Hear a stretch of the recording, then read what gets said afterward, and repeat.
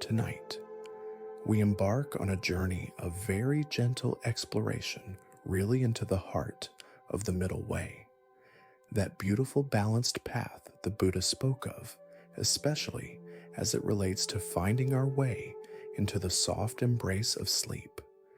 Imagine, if you will, a quiet temple courtyard bathed in the silver light of a near full moon.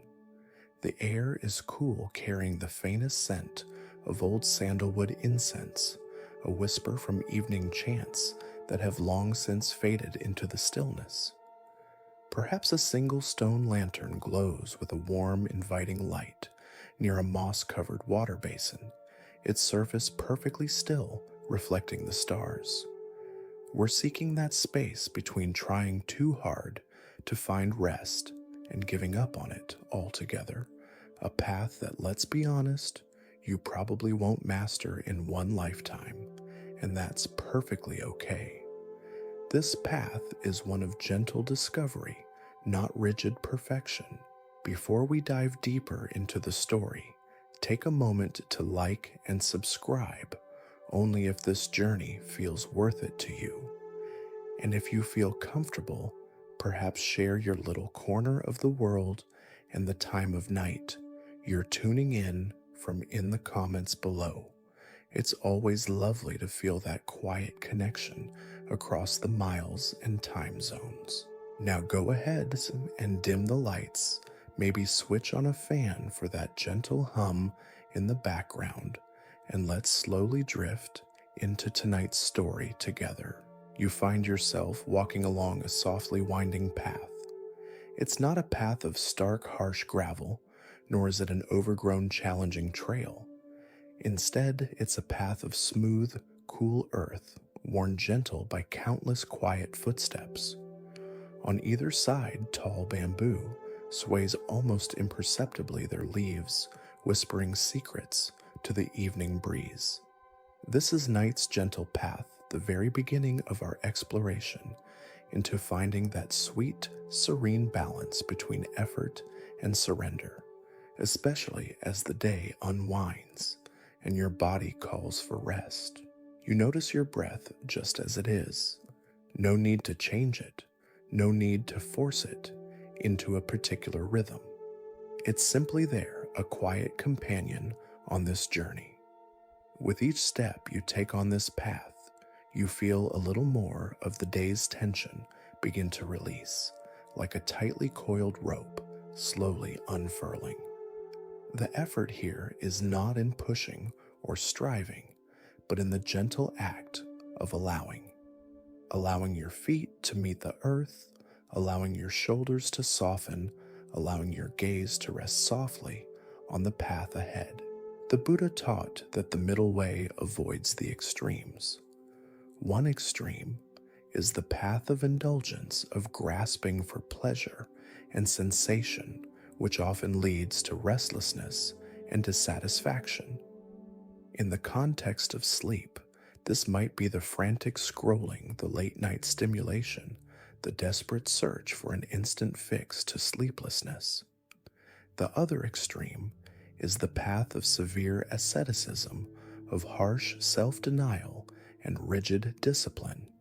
For sleep, this could manifest as berating yourself for not sleeping, trying to force your mind into blankness with an iron will, or becoming frustrated with any perceived failure to relax. Neither extreme, you sense, leads to true peace. But this path, this middle way, feels different. It's a path of wisdom, of understanding. You see, effort is not inherently bad. Without some effort, we wouldn't even lie down or create the conditions for rest. Surrender is not inherently passive or weak. It is a profound act of trust and letting go. The art lies in their harmonious interplay. Tonight, as you walk, you begin to feel what it means to apply just enough gentle intention, just enough mindful effort to guide yourself towards rest, and then to pair that with a deep trusting surrender to the process itself. Imagine you're holding a tiny, delicate bird in your hands. If you grip too tightly, you crush it. That's too much effort, too much force. If you hold your hands too loosely, it flies away before you've had a chance to appreciate its presence. That's perhaps too little focused intention, leading to a scattered mind.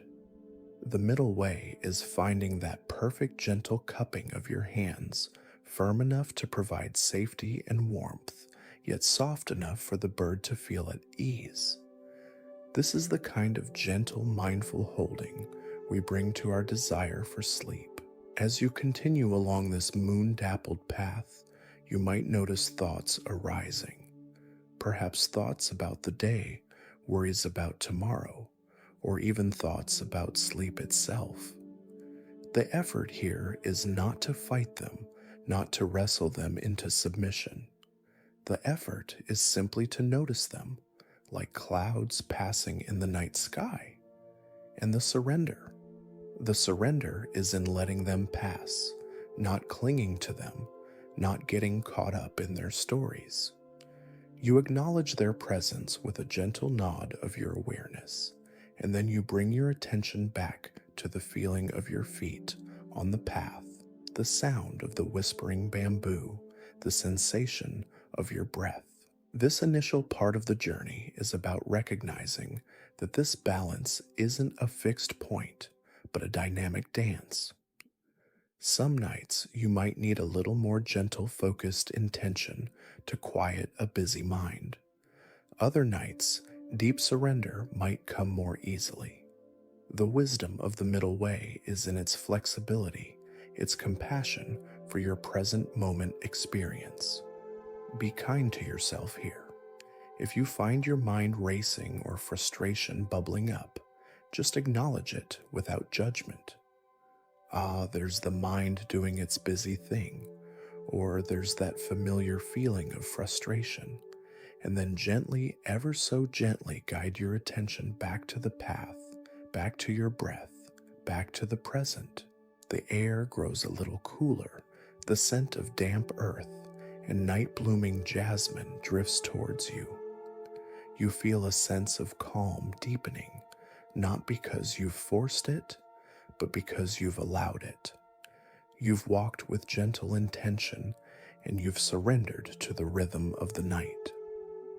This is the essence of night's gentle path, a soft beginning and invitation to explore the profound peace that lies in the balance between doing and simply being. You are learning to navigate the delicate space between wishing for sleep and allowing sleep to find you. It's a subtle art, this journey into rest, and you are taking your first mindful steps with grace and ease. The path continues winding deeper into the tranquil landscape of the night. You notice the moonlight filtering through the bamboo leaves, creating shifting patterns of light and shadow on the earth before you. It's a gentle play, a reminder of the ever-changing nature of experience. And as you walk, your attention is drawn to a sound, a soft, melodious resonance that seems to float on the air carried from somewhere just beyond the next gentle curve in the path. It's the sound of a lute, its notes clear and pure, neither too sharp nor too dull. As you round the bend, you see a figure seated peacefully beneath a sprawling banyan tree, its ancient roots like supportive arms reaching down to the earth. The figure, perhaps an old monk or a wandering musician, holds a simple wooden lute. Their fingers move with unhurried grace over the strings, coaxing out a melody that speaks of calm and quietude. You pause, drawn in by the soothing sound. The teaching that unfolds here, carried on the lute's gentle song, is about finding the right tension, the perfect balance, much like tuning the strings of this ancient instrument. The Buddha often used the metaphor of the lute string to explain the middle way, particularly to a monk named Sona, who was practicing with such extreme effort that he was becoming discouraged and exhausted. The Buddha asked Sona, who had been a skilled musician before becoming a monk, "Sona, when the strings of your lute were too tight, was it well tuned and playable?" Sona replied, "No, venerable sir." "And when the strings of your lute were too loose, was it well tuned and playable?" Again, Sona replied, "No, venerable sir." "But when Sona," the Buddha continued, "the strings of your lute were not too tight and not too loose, but tuned to an even pitch, was it then well tuned and playable?" "Yes, venerable sir," Sona affirmed. And so it is with our journey into sleep. If your mind is stretched too tight with the effort of trying to sleep, filled with anxious thoughts, worries, and a desperate desire for unconsciousness, it's like an over-tightened lute string. It produces a shrill, jarring note not conducive to peace. There's a tension there, a strain that keeps rest at bay. You might feel your jaw clenching your shoulders, hunching your breath, becoming shallow. This is the effort that overshoots the mark, the kind of striving that creates more agitation than calm. Conversely, if your approach is too loose, too lax, like a completely slack lute string, there's no clarity, no focus. The mind might wander aimlessly, caught in a dull, uninspired state, or perhaps drift into restless daydreams that don't lead to deep rest. This could be the surrender that borders on apathy, a giving up that lacks the gentle intention needed to create the conditions for sleep. A slack string produces no beautiful sound, no clear resonance. The wisdom lies in finding that perfect in-between, that harmonious tuning. You watch the musician's fingers. They don't pluck the strings with aggressive force, nor do they touch them so lightly that no sound emerges. There's a deliberate yet gentle touch. This is the kind of effort we cultivate, a mindful intention, a soft turning of attention towards rest without the harshness of demand, and the surrender. It's in trusting that once the string is properly tuned, the music will flow naturally. We don't have to force the music. We create the conditions for it. You reflect on this. How often do you approach sleep with strings too tight? Lying in bed, replaying conversations, worrying about the what-ifs, mentally making to-do lists, all the while growing increasingly frustrated that sleep doesn't come. That's the tension of a string stretched to its breaking point. Or perhaps some nights the strings are too loose. You drift in a hazy state, not quite awake, not quite asleep, caught in a limbo of dullness, without the gentle focus that can guide you into deeper rest. Tonight, as you listen to the lute's gentle whisper, you are invited to find that middle pitch within yourself. Feel into your body. Where are you holding tension? Can you soften those places, like gently loosening a string that is too taut, perhaps in your forehead, your jaw, your neck, your shoulders? Breathe into those areas, and with each exhale, imagine the string easing, finding its optimal resonance. This isn't about becoming completely limp or devoid of energy. It's about releasing unnecessary strain. And if your mind feels too loose, too scattered, drifting without an anchor, the gentle effort here is to bring your awareness back softly to a simple sensation, perhaps the feeling of the air entering and leaving your nostrils, or the gentle rise and fall of your chest. This is like lightly tightening a string that has become too slack, bringing just enough focus to create a clear, calm tone within. It's a subtle adjustment, a fine-tuning. The musician plays on, and the melody itself seems to embody this balance. It's not a frantic, complex piece, nor is it monotonous.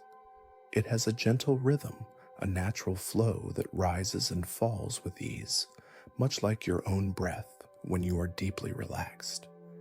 Each note seems to hang in the cool night air for a moment, clear and pure, before dissolving into silence, making space for the next. This is the sound of a well-tuned instrument, the sound of a mind and body finding their harmonious equilibrium. You realize that this tuning is an ongoing process. It's not something you do once and then it's fixed forever. Each night, each moment might require a slightly different adjustment. The key is to approach it with gentle awareness, with the skill of a musician who listens carefully and adjusts with sensitivity.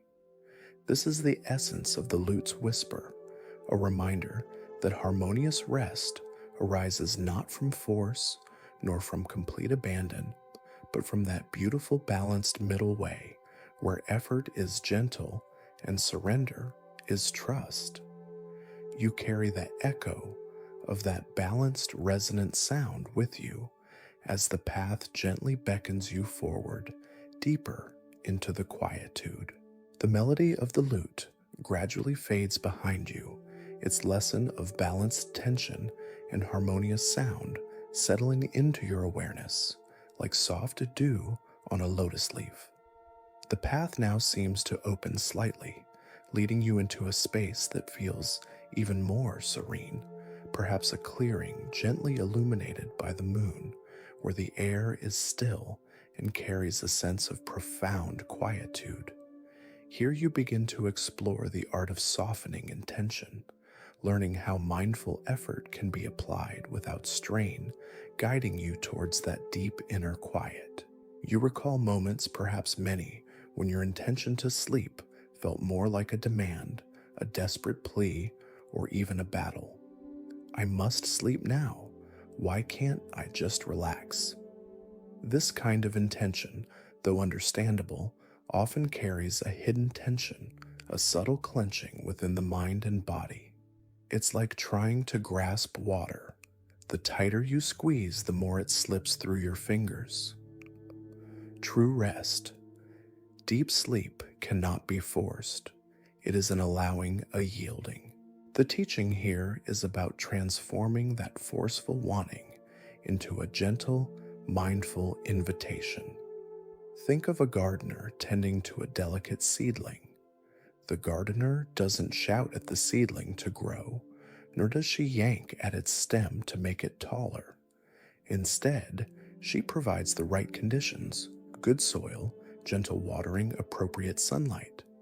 Her effort is mindful caring and patient. She intends for the plant to thrive, but she understands that the growth itself is a natural process that cannot be rushed or coerced. This is the quality of softened intention we seek. You find a smooth, moss-covered stone to sit upon for a moment, or perhaps you simply pause on the path, feeling the support of the earth beneath you. Close your eyes gently if that feels comfortable, or let your gaze rest softly on a point in front of you. Now bring to mind your wish for sleep, for rest. Notice the quality of that wish. Is there an urgency to it, a frustration, a subtle layer of anxiety? Just observe without judgment. This is the first step, becoming aware of the nature of your current intention. The practice of softening intention involves a gentle redirection. Instead of focusing on the outcome falling asleep, you shift your focus to the process creating the conditions for rest. Your effort is no longer aimed at conquering sleeplessness, but at cultivating inner calm. This is a crucial shift. Imagine you are trying to quiet a frightened animal. You wouldn't approach it with loud noises and sudden movements. You would approach slowly, softly, with an open palm and a gentle voice, creating an atmosphere of safety and trust. So how do you soften your intention? You begin with your breath. Notice the breath as it is. Feel the gentle rise and fall. Now, with each out breath, imagine you are releasing a little bit of that striving, that urgency. Let the exhale carry away the need to make sleep happen. With each in-breath, invite a sense of calm, of peace, of gentle allowing. Your intention is now to be present with your breath, to create a space of stillness within. This is a very gentle form of effort, the effort of kind attention.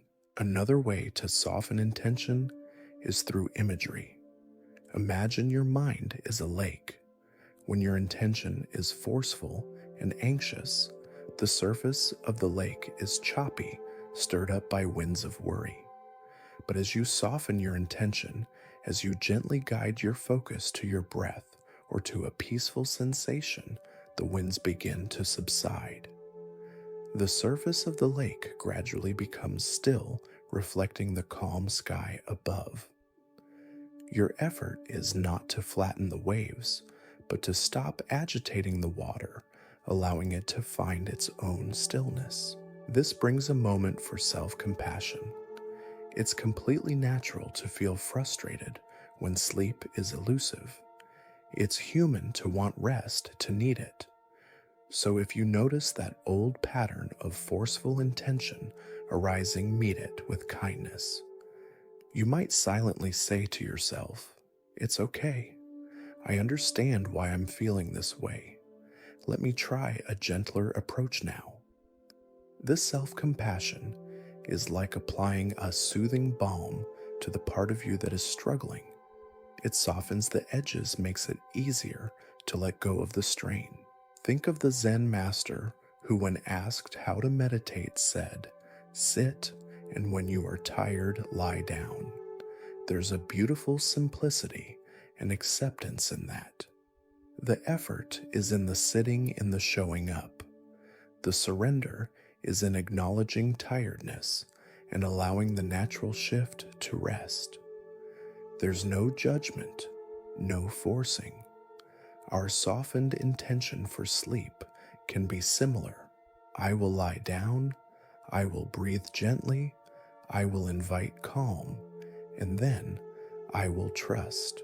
The core teaching here is that mindful effort, when softened and imbued with kindness, becomes a powerful ally in our quest for rest. It's not about eliminating effort altogether, but about refining its quality. It's the difference between pushing a door that needs to be pulled and gently turning the handle in the right direction. One creates resistance, the other allows entry. As you sit or stand in this moonlit clearing, feel the quality of this softened intention permeating your being. It's a feeling of gentle guidance, not harsh control. It's a quiet whisper of encouragement, not a loud demand. It's the understanding that true relaxation arises from a place of ease, not from a place of struggle. You are learning to apply just enough focus to keep your mind from being completely adrift, while simultaneously letting go of the need to manage or manipulate your experience. This delicate balance, this art of softening your will just enough, allows the profound quietude you seek to emerge naturally, like the stars appearing one by one in the darkening sky as the sun's last light fades. The path forward feels even lighter, now your steps imbued with this gentle, mindful approach. Leaving the quiet clearing where you learned to soften intention, the path now meanders gently downwards, and you begin to hear the soft, rhythmic murmur of flowing water. It grows a little louder with each step, a soothing, constant presence in the stillness of the night. Soon, you find yourself standing on the bank of a slow-moving river, its surface like polished obsidian under the moonlight, reflecting the silent stars and the dark silhouettes of trees on the opposite bank. This is the river of release, And here you will explore the profound nature of surrender as an act of flowing with ease, much like the river itself yields to its course. You watch the water. It doesn't fight its journey to the sea.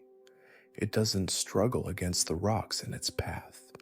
It simply flows around them, over them, or gently wears them smooth over time. It doesn't try to hold on to its current form.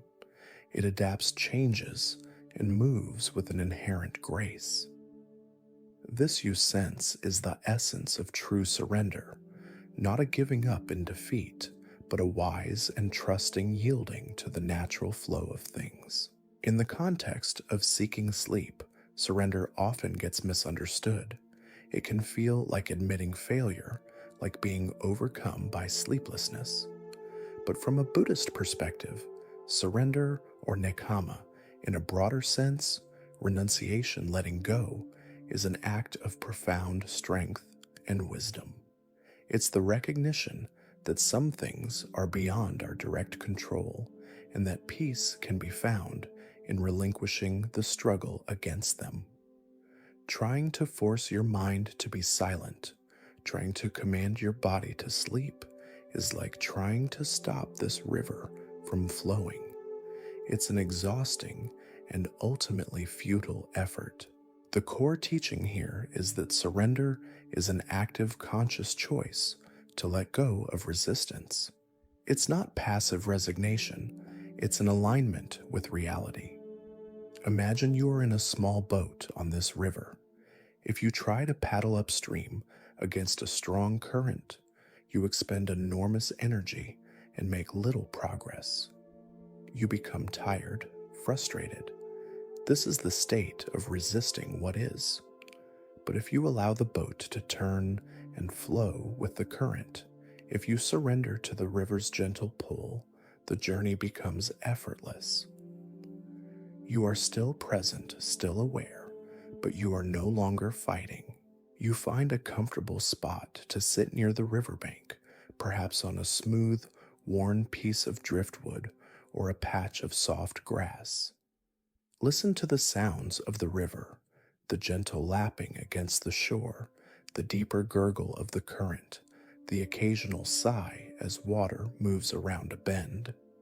Let these sounds wash over you, through you. This is a sensory immersion into the quality of surrender.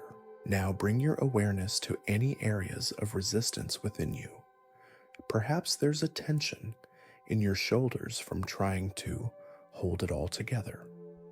Maybe there's a tightness in your chest from unspoken worries. Or perhaps it's a mental resistance, a replaying of events, a refusal to let go of a particular thought or emotion. Just notice these areas, these points where you are paddling against the current.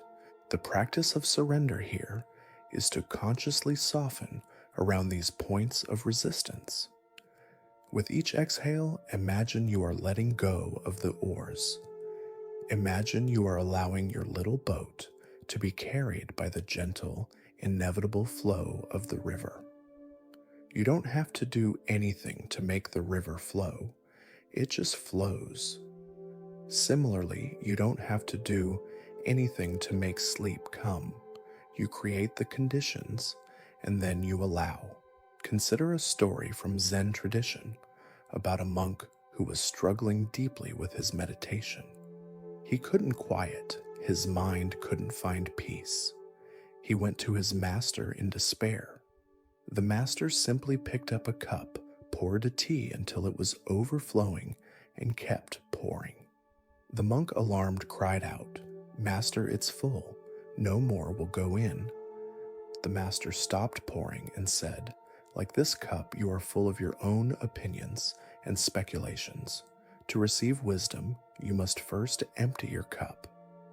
Surrender in this sense is the emptying of our cup, emptying it of the need to control, the need to be right, the need to force outcomes. It's making space for something new, something peaceful to enter. This is a powerful moment for self-compassion. It takes courage to surrender, to let go of the familiar struggle. Be kind to yourself as you practice this. If you find yourself picking up the oars again, mentally paddling against the current, just notice it with a gentle smile. Ah, there I go, trying to control the river again. And then softly, consciously let the oars go once more. Each time you do this, you strengthen the muscle of surrender.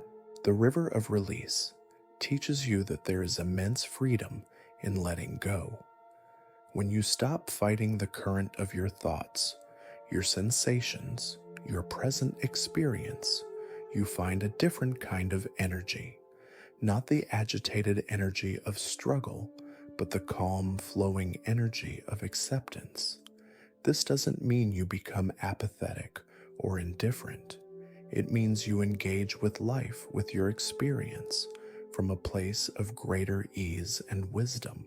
As you sit by the river, feel the gentle pull of surrender, inviting you into a deeper state of relaxation. Allow your body to feel heavy, supported by the earth.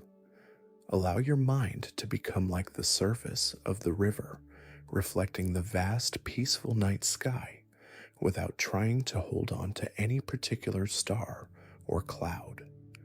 You are not trying to get rid of thoughts. You are simply allowing them to float by like leaves on the water, carried away by the current.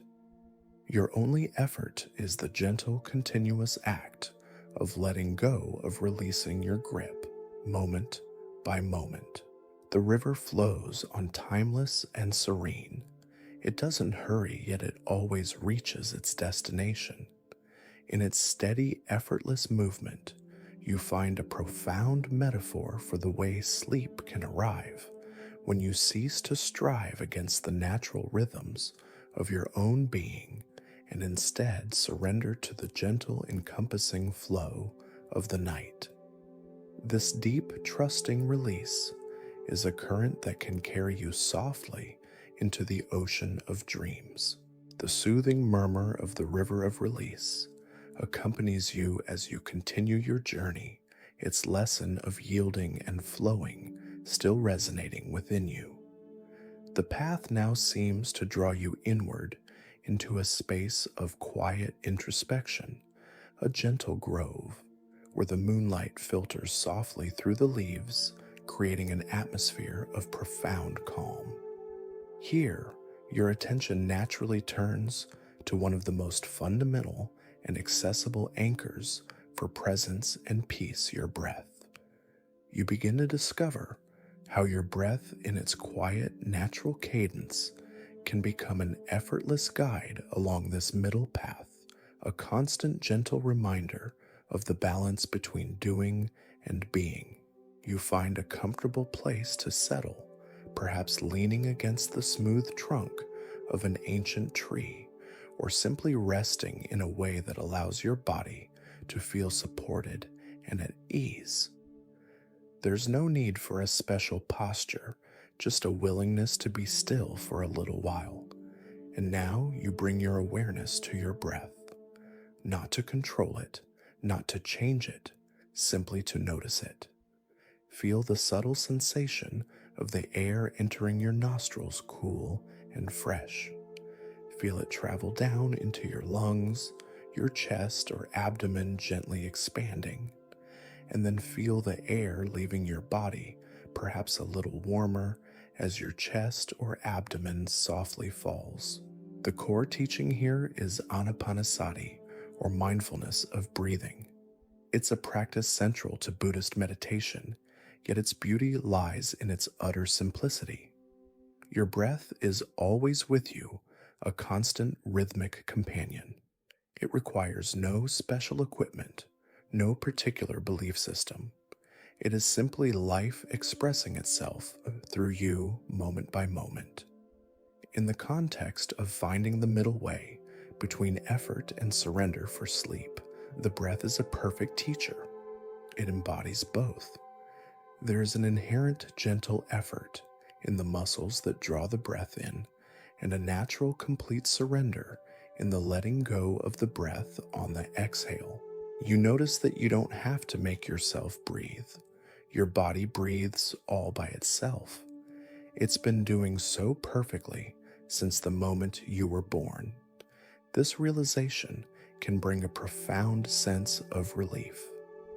There's at least one vital process you don't have to manage, control, or worry about. You can simply rest in the awareness of this natural rhythm. This is the surrender aspect. The effort then is not in the breathing itself, but in the gentle, mindful act of paying attention to it.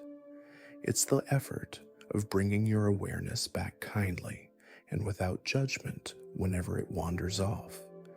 And it will wander. That's the nature of the mind. It will drift into thoughts, memories, plans, sensations. When you notice your mind has strayed, this is not a failure. It's an opportunity to practice the gentle effort of redirecting your attention like a loving parent guiding a child back to a safe path. Thinking, you might softly note and then gently escort your awareness back to the feeling of the breath.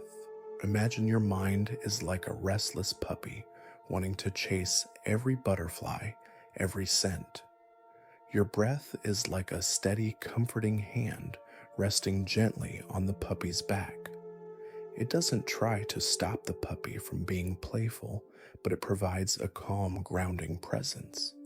Each time you return your attention to your breath, you are reinforcing that calm, steadying influence. As you rest with your breath, explore its subtle qualities.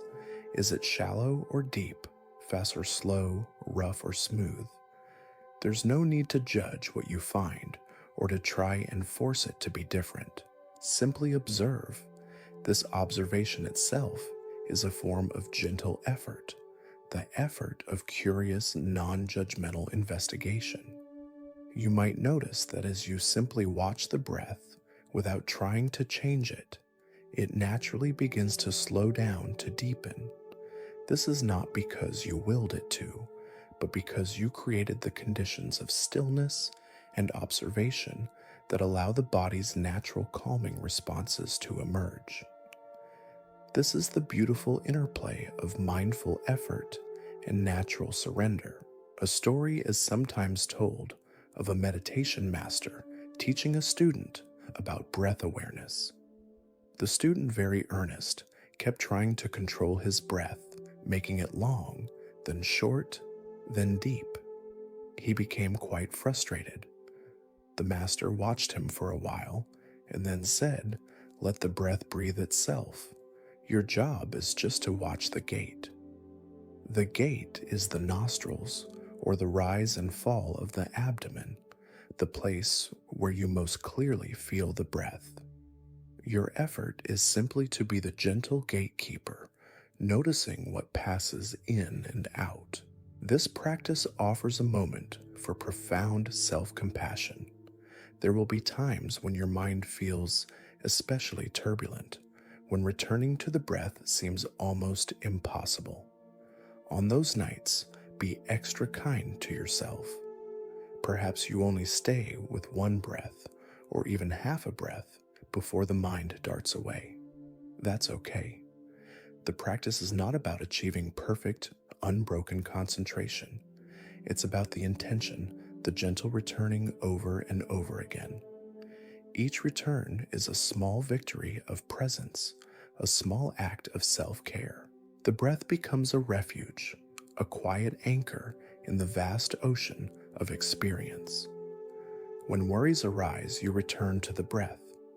When restlessness stirs, you return to the breath. When the future seems uncertain or the past pulls at you, you return to the breath. It is always here in this present moment, offering a place of stillness. This isn't an escape from life, but a way to meet life with greater calm and clarity. As you continue to rest with the quiet cadence of your breath, feel how it naturally balances effort and release. The gentle effort of the inhale drawing in life, and the complete surrender of the exhale letting go. Allow this rhythm to soothe you, to lull you. Let the breath be your simple, profound guide on this middle path, leading you away from the extremes of trying too hard or giving up completely, and into the peaceful, balanced center where deep rest can naturally unfold. The grove seems to hold its breath with you, and in that shared stillness, a deeper quiet emerges. The gentle rhythm of your breath, that quiet cadence discovered in the moonlit grove, now becomes a soft undercurrent to your awareness as you continue along the path. It has led you to a place that feels open and expansive, perhaps a hilltop or a wide, starlit meadow. Here, under the vastness of the night sky, you explore how the effort you've been refining transforms into something even more subtle, mindful observation. This is not about forceful control of your inner world, but a gentle, curious noticing of whatever arises and passes. You settle into a comfortable posture, perhaps lying down now if that feels right, feeling the earth support your body completely. Your eyes might be softly closed or gazing unfocused into the darkness. The invitation here is to become a kind, impartial witness to your own experience. The effort is simply to keep this gentle watchfulness alive, and the surrender is in allowing whatever comes into your awareness to be just as it is, without needing to change it, fix it, or judge it.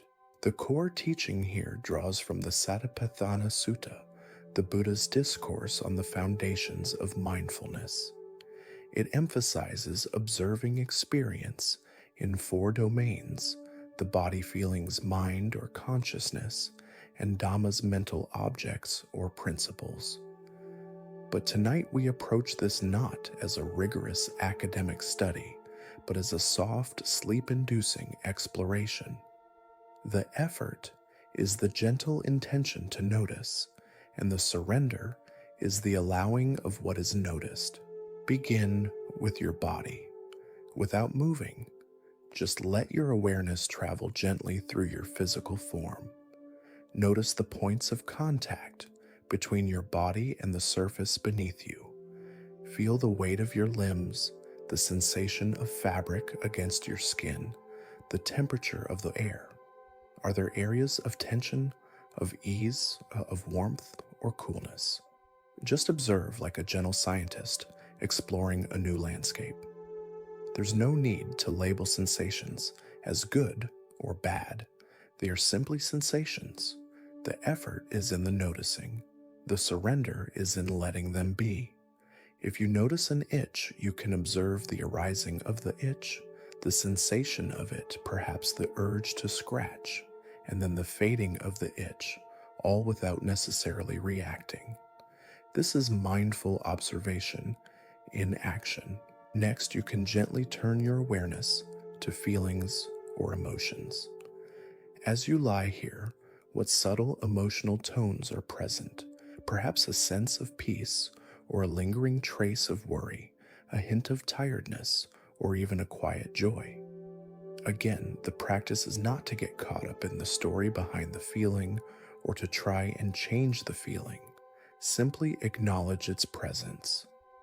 There is a feeling of restlessness, or there is a sense of calm. Observe it with a kind curiosity. How does this feeling manifest in your body? Where do you feel it? Does it change, shift, or dissolve as you watch it? The effort is to stay present with the feeling without becoming overwhelmed by it. The surrender is to allow it to be there, knowing that all feelings are impermanent, like weather patterns passing through the sky. Then you might observe the mind itself, the stream of thoughts. This can feel like watching clouds drift across the vast expanse of the night sky. Some thoughts might be fleeting and light, others darker and heavier. Your effort is not to stop the thoughts nor to chase after them, but simply to notice them as they arise and pass. Ah, a thought about tomorrow, or a memory from today. You don't have to engage with every thought, believe every thought, or analyze every thought. You are the sky, and the thoughts are the clouds. The sky remains vast and undisturbed no matter what clouds pass through. This is a profound form of surrender, realizing you are not your thoughts, but the awareness that observes them. Consider the metaphor of a gatekeeper at the gate of a city. The gatekeeper's job is to notice who comes and goes. They don't try to stop everyone, nor do they chase after everyone who leaves. They simply observe. Your mindful awareness is like this gatekeeper stationed at the threshold of your senses, and your mind gently noting what passes through. The effort is in staying awake and attentive at the gate. The surrender is in allowing the traffic to flow without interference. This practice naturally cultivates self-compassion. When you observe your inner world with this kind, non-judgmental attention, you begin to see your own patterns, your own habits of mind with greater clarity and less criticism. You see the tendency to worry, the inclination to plan the moments of joy, the moments of sadness, all as part of the rich tapestry of human experience. This understanding fosters a softer, more accepting relationship with yourself. The beauty of mindful observation is that it requires very little doing. It's more a being with. The effort is subtle, the gentle return of attention, the soft intention to remain aware. The surrender is profound, the letting go of control, the acceptance of the present moment as it is. This creates a spaciousness within a sense of calm that is not dependent on external conditions being a certain way. As you lie under the imagined starlight, continue this gentle observation. Notice the rhythm of your breath, the sensations in your body, the feelings that arise and fall, the thoughts that drift by. Each moment of noticing is a moment of mindful effort. Each moment of allowing is a moment of surrender. Together they create a pathway to deep peace. You are not trying to empty your mind, but to become comfortable with its natural activity, observing it from a place of stillness. This quiet, open awareness is a profoundly restful state, a gentle precursor to the deeper surrender of sleep itself. The vast night sky above mirrors the vast open awareness you are cultivating within. The vast open awareness you cultivated under the starlit meadow, like the sky itself, now gently enfolds you as you continue your journey. The path seems to lead you to a very quiet, sheltered place, perhaps a hidden alcove beside a still pond where willow branches trail their leaves onto the water's surface. The air here is particularly soft, inviting a deeper release. In this serene sanctuary, you explore how surrender, which you touched upon by the river of release, now becomes an even more profound act, the peaceful unclenching of the spirit, the conscious releasing of all those inner resistances and held tensions that so often keep sleep at bay. You find a place to rest, perhaps a smooth, cool slab of rock warmed by the memory of the day's sun, or a soft bed of fallen leaves. Allow your body to settle completely, to feel fully supported. You recall the gentle observation practiced earlier, the noticing of thoughts, feelings, and sensations without judgment. Now you take this a step further. You begin to actively, yet gently invite the release of any tension or resistance your observation has revealed. The core teaching here is about letting go of tanha, the Pali word, often translated as craving thirst or clinging.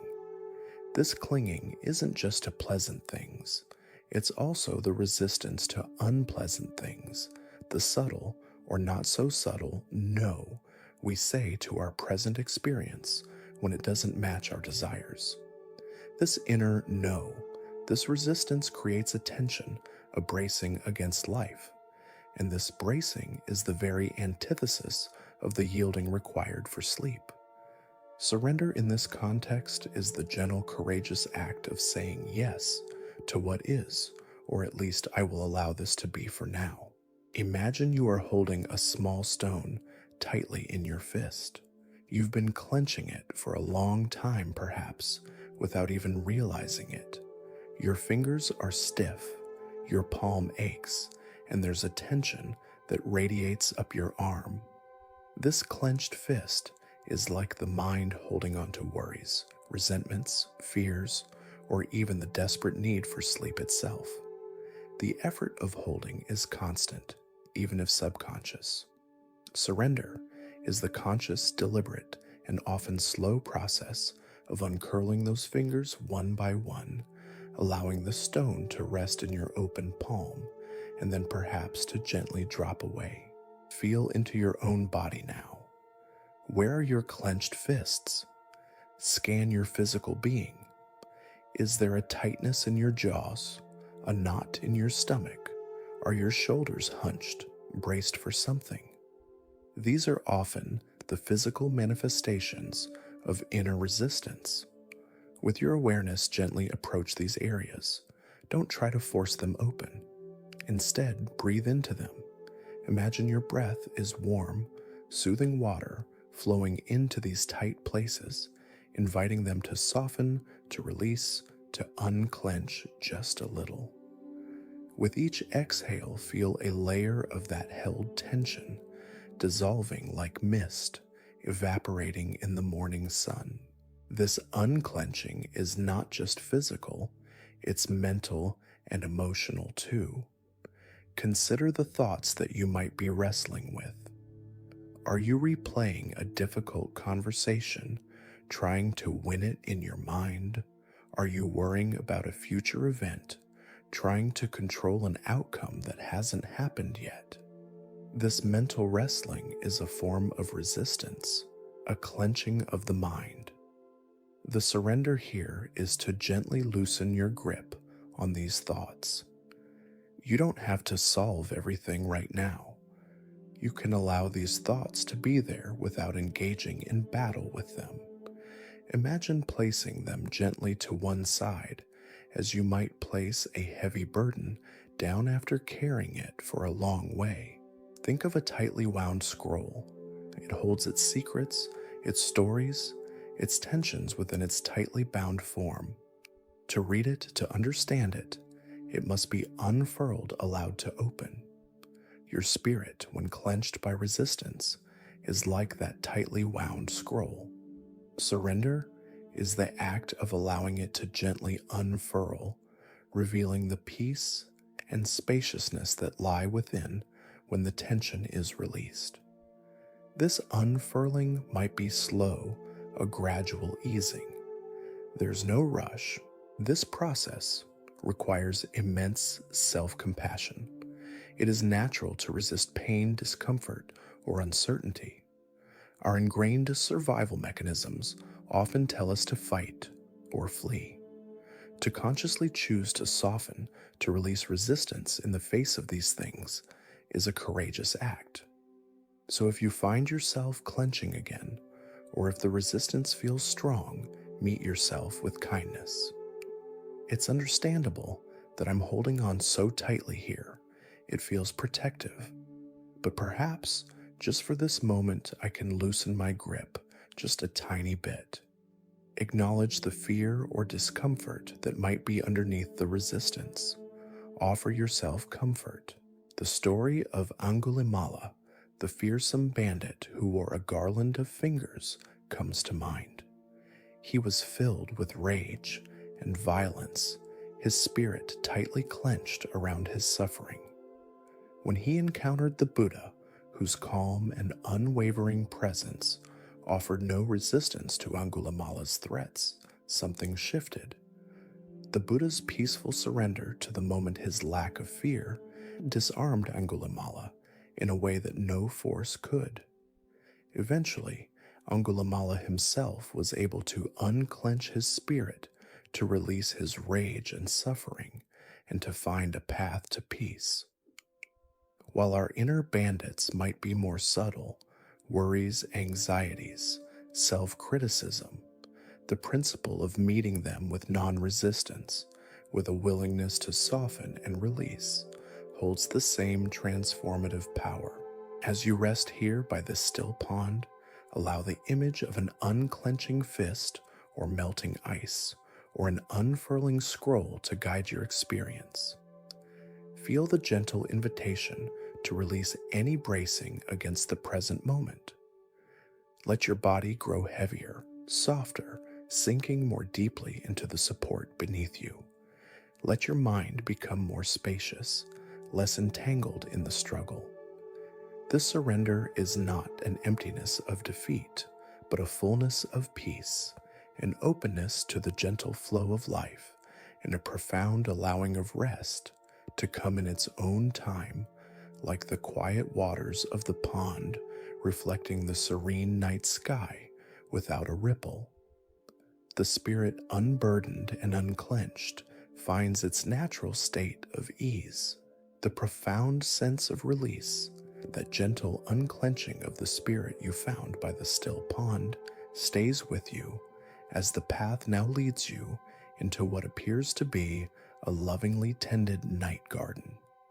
Moonlight illuminates rows of sleeping flowers, their petals softly closed, and the air is fragrant with the scent of damp earth and unseen blossoms.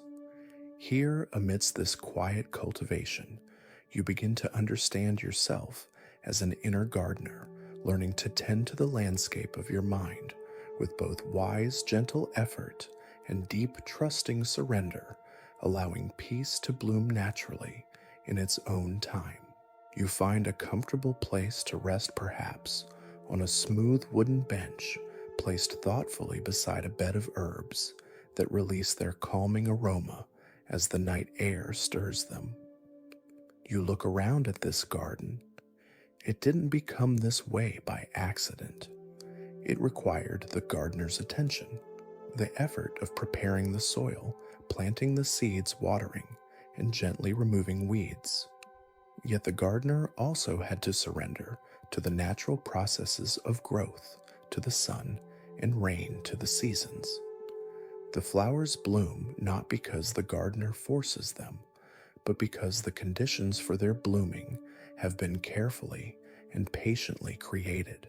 The core teaching here is about cultivating wholesome states of mind, kusala, and diminishing unwholesome states, akusala, a fundamental aspect of Buddhist practice. The effort is the conscious, mindful cultivation of qualities like calm kindness and clarity. The surrender is the trust in the mind's natural capacity for these qualities to blossom when the right conditions are present, and the letting go of the weeds of agitation, worry, and negativity without excessive struggle. Your mind is like this garden. Thoughts, emotions, and mental states are the plants that grow within it. Some are like beautiful, fragrant flowers, thoughts of peace, feelings of contentment, states of calm. Others are like persistent weeds, thoughts of anxiety, feelings of frustration, states of restlessness. As the inner gardener, your role is not to berate yourself for the weeds, but to gently, patiently cultivate the flowers. The wise effort of the inner gardener begins with mindfulness, becoming aware of what is actually growing in your mental garden. Just as you observed your thoughts and feelings earlier, you now bring a discerning awareness to them. Which thoughts and feelings lead to greater peace and which lead to greater agitation? This is not about harsh judgment, but about wise discrimination, like a gardener learning to distinguish between a valued plant and an invasive weed. Once you recognize a weed, perhaps a recurring worry or a critical inner voice, the effort is not to yank it out with violence. This often just spreads its seeds or leaves the roots behind. Instead, the effort is more like gently loosening the soil around it, understanding its nature, and then softly removing it, or simply choosing not to water it with your attention. You acknowledge its presence. Ah, there is that worry again. And then you consciously turn your attention towards cultivating a flower.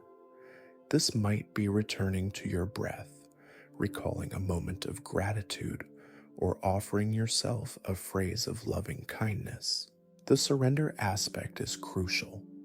You plant the seeds of calm, you water them with your gentle attention, but you cannot force them to bloom instantaneously. You must trust the process. You surrender to the natural unfolding. Some days the garden of your mind might feel overrun with weeds, and your efforts to cultivate flowers might seem small. This is where patience and perseverance, born of trusting surrender, are essential. The gardener doesn't give up if a few weeds appear overnight. They simply continue their gentle work. Consider the metaphor of tending a fire. To keep a fire burning brightly and warmly representing a calm, focused mind, you need to make an effort to add wood. But you can't just throw on a whole tree at once. That would smother it. You add logs carefully, one at a time, allowing air to circulate. You also need to surrender to the nature of fire. You can't force wet wood to burn.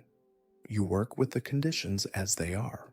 Similarly, you add logs of mindful attention moments of calm to the fire of your mind. You do this gently, consistently, and you trust that the warmth and light of peace will grow. This brings a moment for self-compassion. Being an inner gardener is a lifelong practice. There will be times when your garden feels unruly, when the weeds seem particularly stubborn. On these days, remember to be kind to yourself. Perhaps the effort for that day is simply to sit quietly in the garden, even if it's not perfectly pristine, and offer yourself some acceptance. The gardener rests too. The gardener understands that even a fallow period can be part of the cycle. Tonight, as you rest in this imagined night garden, what seeds of peace do you wish to plant in your mind for sleep? Perhaps the seed of letting go, the seed of quiet, trust, the seed of self-kindness. With gentle intention effort, bring these qualities to mind, and then with a sense of surrender, allow them to settle into the soil of your awareness, trusting that they will take root and grow in their own time, nourished by your continued gentle attention. You are not trying to create a mind that is perpetually empty or unnaturally serene. A garden has life texture variety, but you are cultivating a mind that is predominantly peaceful, a mind where the flowers of calm clarity and compassion are more abundant than the weeds of distress. This gentle, consistent effort, paired with a deep, trusting surrender to the natural processes of your own heart and mind, is the work of the inner gardener. And as you engage in this loving cultivation, you create an inner landscape that is increasingly conducive to the deep, restorative peace of sleep, a garden where your spirit can truly rest and be nourished. From the fragrant night garden, where you embraced your role as the gentle cultivator of inner peace, the path now leads you to a place of profound stillness. It might be a simple, unadorned meditation hall, empty save for a few cushions on the wooden floor, or perhaps the mouth of a silent cave looking out onto a vista of mist-filled valleys under a canopy of stars. The air here is cool and motionless. In this deep quietude, you learn to trust the stillness that already exists within you, understanding that the effort required is merely the gentle, sustained presence needed to surrender to it fully.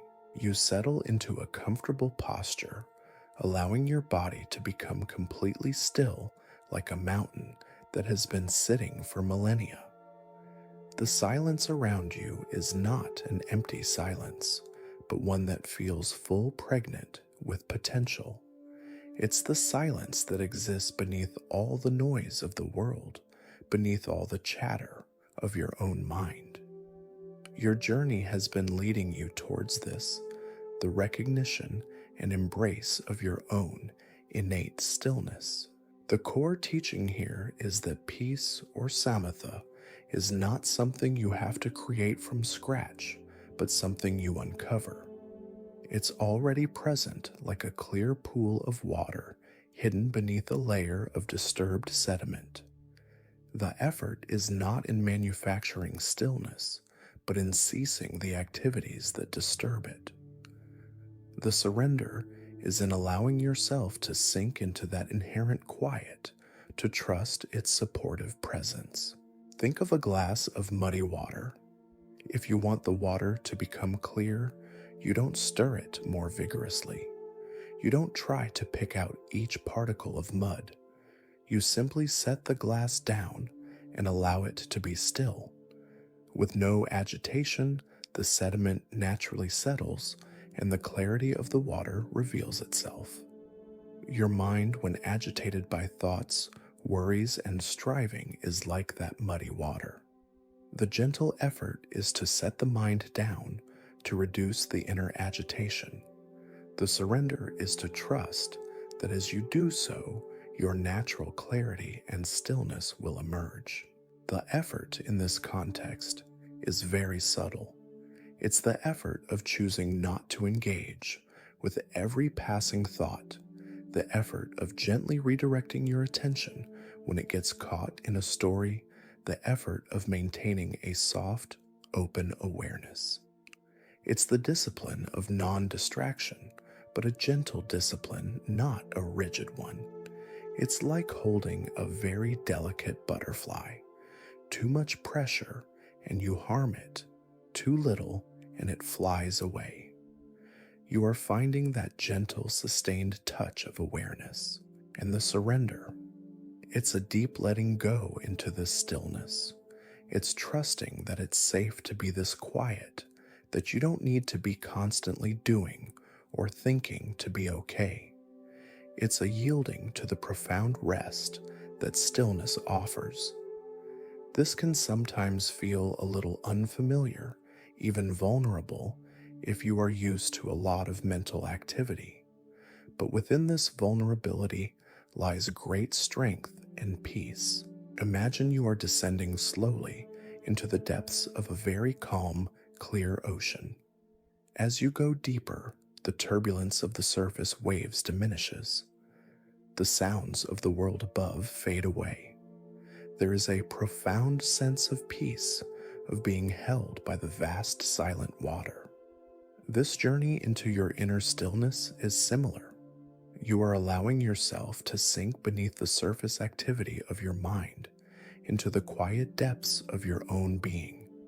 The effort is the gentle intention to keep descending, to keep letting go. The surrender is the trust in the ocean's embrace.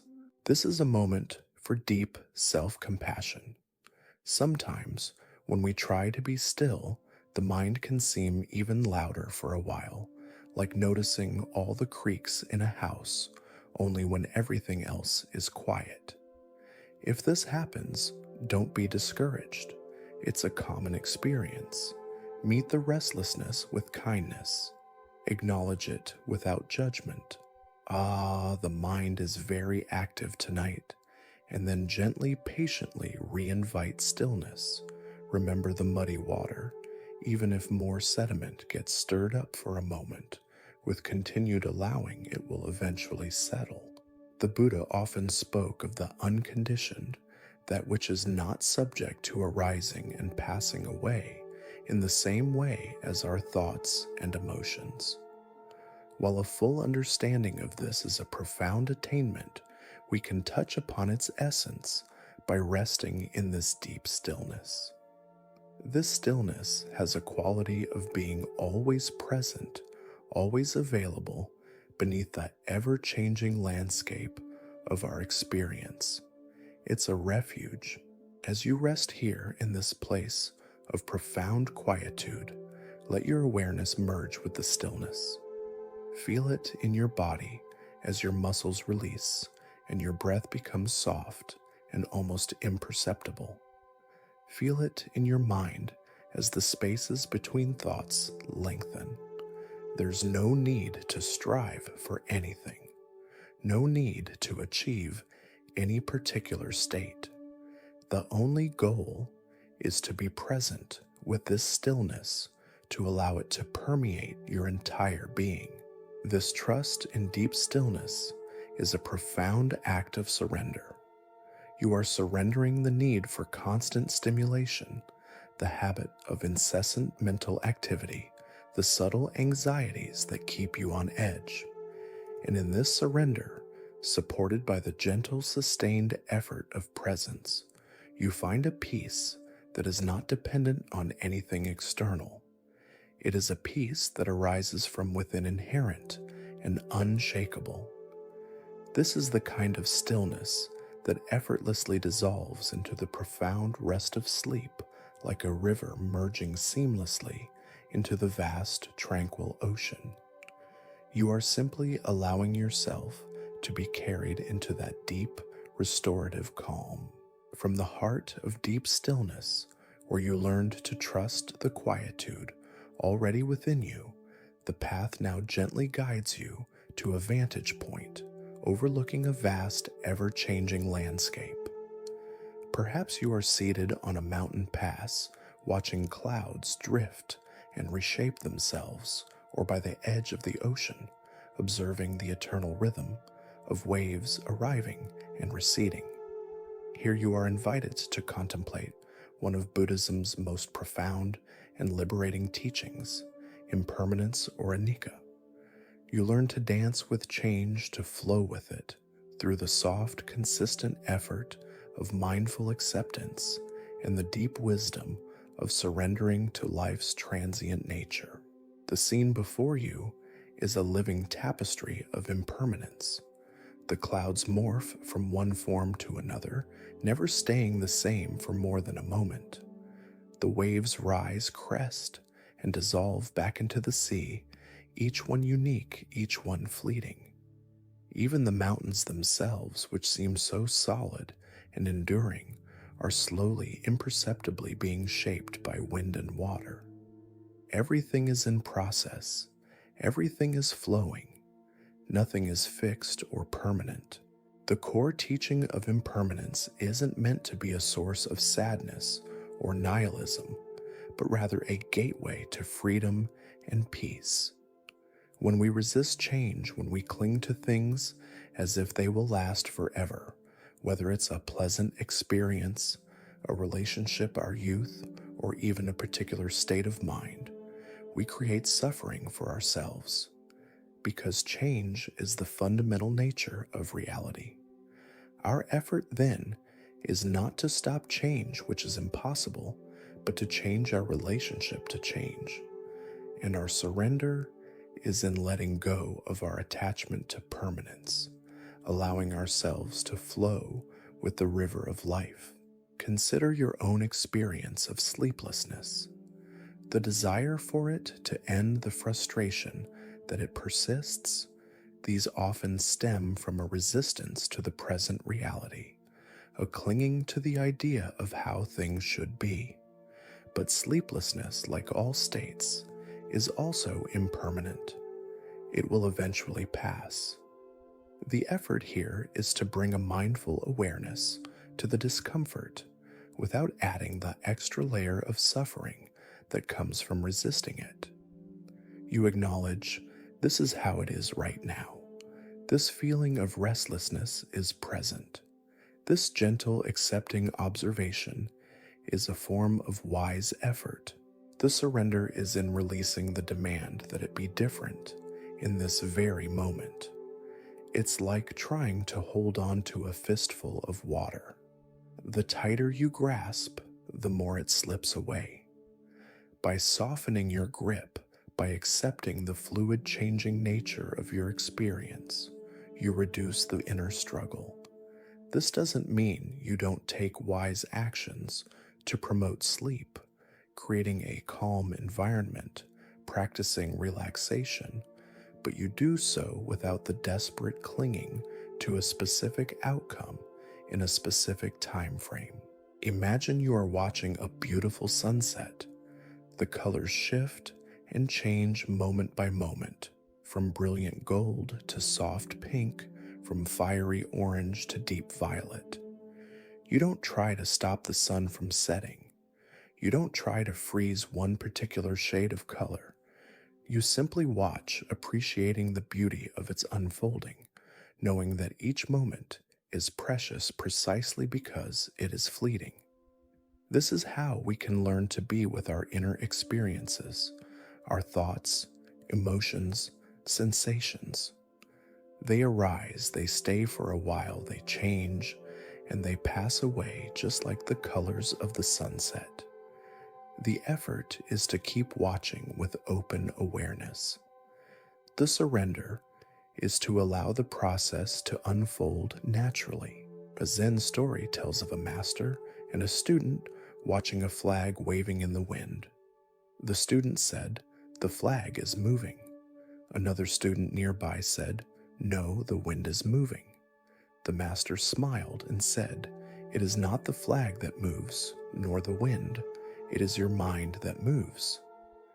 This points to how our perception and our attachment to fixed ideas create our experience of disturbance. When we understand impermanence deeply, our mind becomes less disturbed by the inevitable changes, both internal and external. This understanding of impermanence fosters profound self-compassion. When you recognize that even difficult states of mind, anxiety, sadness, frustration, are impermanent, it becomes easier to bear them. You know they will not last forever.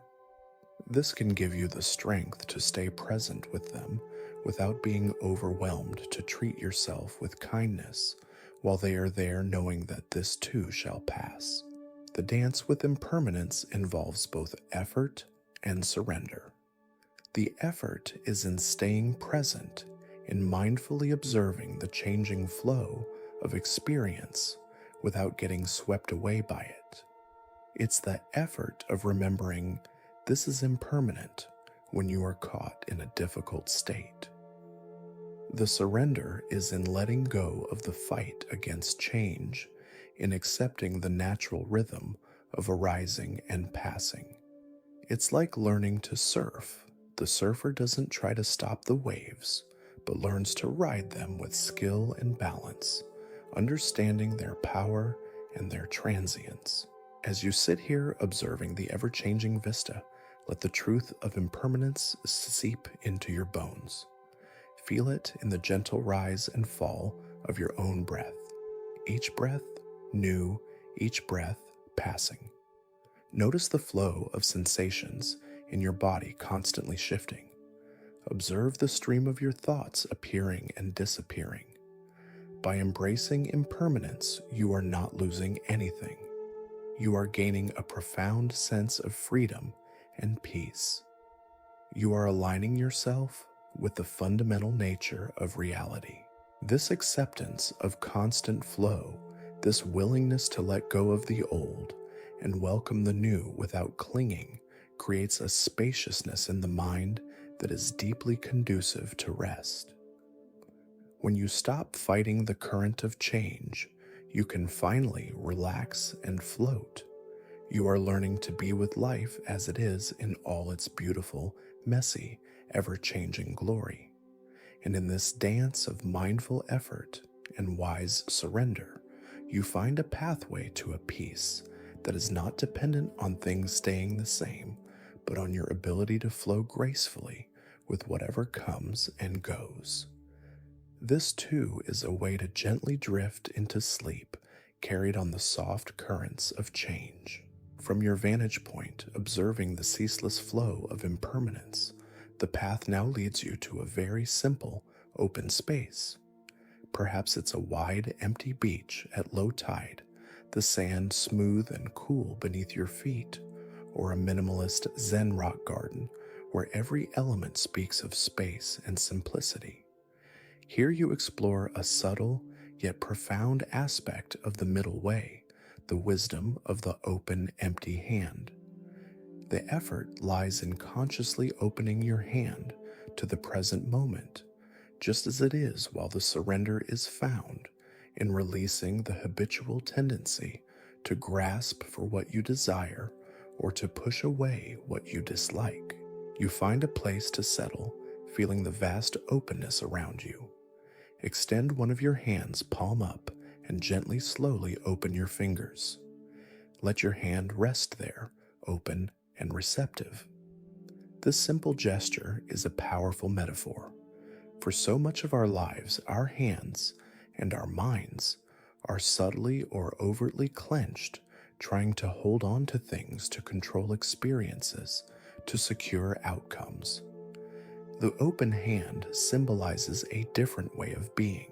The core teaching here is about non-attachment viraga, or aloba, for non-greed adasa, for non-hatred.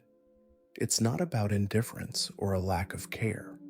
Rather, it's about freedom from the kind of clinging that causes suffering. When we grasp too tightly onto pleasant experiences, we fear their ending, and when they inevitably change or cease, we feel pain. When we desperately push away unpleasant experiences, we create tension and resistance, often amplifying our discomfort. The open, empty hand represents a middle path between these extremes of grasping and aversion. The effort involved is a conscious, mindful one. It's the effort to notice when your mind is starting to clench, when you're beginning to grasp at a fleeting pleasure, or resist an uncomfortable sensation, or cling to a particular idea of how things should be for you to sleep. When you notice this clenching, the effort is to gently, intentionally invite an opening. You might even physically soften your hands, your jaw, your shoulders, as a tangible reminder. This is the active part, choosing in that moment to loosen the grip. The surrender aspect is entrusting that you can be okay, even without holding on so tightly, even without constantly trying to manipulate your experience. It's the surrender of the illusion of control. You cannot control every thought, every sensation, every external event, but you can choose how you relate to them. The open hand allows experiences to come and go without needing to possess them or reject them. It's a posture of allowing, of receptivity. Imagine you are standing by a flowing stream. If you try to scoop up water and hold it tightly in your cupped hands, much of it will leak out, and what remains will soon become stagnant. But if you simply dip your open hand into the stream, you can feel the coolness and freshness of the water as it flows through your fingers. You experience it fully, yet you don't try to possess it. This is how we can learn to be with our experiences, our thoughts, emotions, and even the desire for sleep. We can be present with them, experience them, without needing to grasp or push them away. Consider the moments leading up to sleep. Perhaps a pleasant feeling of drowsiness arises. If you grasp at it too eagerly, yes, I'm finally falling asleep, don't let this feeling go. That very grasping can introduce a tension that paradoxically pushes sleep away. The open hand approach, would be to notice the drowsiness, appreciate it, and allow it to deepen naturally without clinging. Conversely, if an anxious thought arises, what if I don't sleep tonight? The tendency might be to push it away forcefully, but this often gives it more energy. The open hand allows the anxious thought to be there observed without judgment, without feeding it, until it too, like water in the stream, flows on by. This practice cultivates a profound sense of inner spaciousness. When your hand is clenched, it can hold very little. When it is open, it can receive the universe. Similarly, when your mind is clenched by grasping and aversion, it feels tight, constricted, and often agitated. When you cultivate the open hand of non-attachment, your mind becomes more spacious, more peaceful, more resilient. This is a beautiful opportunity for self-compassion. The habits of grasping and aversion are deeply ingrained. They arise from a fundamental desire to seek pleasure and avoid pain, which is natural. So when you notice yourself clenching, don't berate yourself. Simply see it as an old habit and gently, kindly invite the opening once more. There's that grasping again. It's okay. Let me try to soften to open just a little. Each time you do this, you are repatterning your mind towards greater freedom. The Buddha taught that the root of suffering is craving grasping. The open, empty hand is the antidote to craving. It's not an empty hand in the sense of being destitute or lacking. It's an empty hand in the sense of being free, unburdened by the need to hold on. It is full of potential, ready to receive, ready to let go. As you rest here in this simple open space, continue to practice with this image of the open, empty hand. Feel the physical sensation of your own hands, perhaps resting softly in your lap or by your sides, palms open. Let this physical posture reflect an inner posture of openness and allowing. Allow the sensations of your body, the sounds around you, the thoughts and feelings that drift through your awareness to come and go without the need to grasp or push. The effort is the gentle, sustained intention to remain open. The surrender is the peaceful release of the struggle to control. In this spaciousness, this freedom from clinging the mind finds a natural calm, a profound ease that is the perfect gateway to restful sleep. From the simple open space where you explored the wisdom of the unclenching hand, the path now guides you into a realm that feels imbued with a soft, gentle warmth. Imagine a garden not unlike the one you visited earlier, but this one is particularly dedicated to the cultivation of loving kindness, or metta. Soft light filters through leaves, and there's a palpable sense of gentle care in the air. Here you learn how to direct your effort with compassion specifically towards yourself, and then outwards while simultaneously surrendering harsh self-judgment, fostering an inner ease that is deeply conducive to sleep. You find a quiet spot to settle, perhaps, on a smooth, rounded stone that seems to radiate a gentle warmth, or on a cushion placed beneath a tree with heart-shaped leaves. You take a few soft breaths, allowing yourself to arrive fully in this space of tender cultivation. The focus here is on how the middle way of effort and surrender applies specifically to the practice of compassion, especially self-compassion, as a pathway to rest. The core teaching is that loving kindness is not just a passive feeling, but an active cultivation, a gentle effort of well-wishing. However, this effort must be balanced with a surrender of the inner critic, the part of us that judges our efforts, our perceived failings, or even our difficulty in feeling compassionate at times. For sleep to come easily, an atmosphere of inner kindness is essential. Harshness, whether directed at ourselves or others, creates tension and unrest. The effort in cultivating compassion begins with yourself. This is often the most challenging, yet most crucial step. So often, we are our own harshest critics, especially when we are struggling with something like sleeplessness. You might silently, gently offer yourself phrases of loving kindness.